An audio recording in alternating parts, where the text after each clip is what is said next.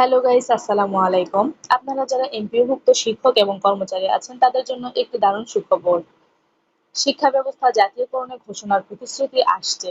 দৈনিক শিক্ষা .com প্রতিবেদক 4 অক্টোবর 2024। প্রতি বছরের মতো এবারও 5 অক্টোবর বিশ্ব শিক্ষক দিবস উপলক্ষে রাজধানীর বিভিন্ন স্থানে একাধিক সংগঠন ও গ্রুপের আলোচনা সভা ও মানববন্ধন কর্মসূচি রয়েছে।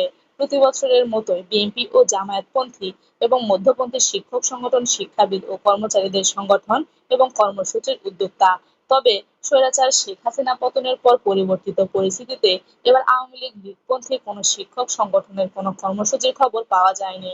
আওয়ামী লীগের নেতা ও সাবেক এমপি এবং স্বাধীনতা শিক্ষক পরিষদের নেতা শাহজাহান সাধু পলাতক। তার সংগঠনের উপর প্রধান নেতা বেসরকারি ওয়ার্ল্ড ইউনিভার্সিটি অব বাংলাদেশ মালিক অধ্যাপক আব্দুল মান্নান 5 অক্টোবরের পর গা ঢাকা দিয়েছে।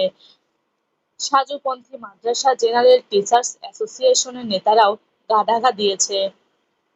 মধ্যপন্থী ও শিক্ষাবিদদের সংগঠন হিসেবে পরিচিত বাংলাদেশ অধ্যক্ষ পরিষদ ও বাংলাদেশ কলেজ শিক্ষক সমিতির উদ্যোগে ঢাকায় শুক্রবার সম্মান সম্মেলন ও শনিবার সকালে আলোচনা অনুষ্ঠানের খবর পাওয়া গেছে।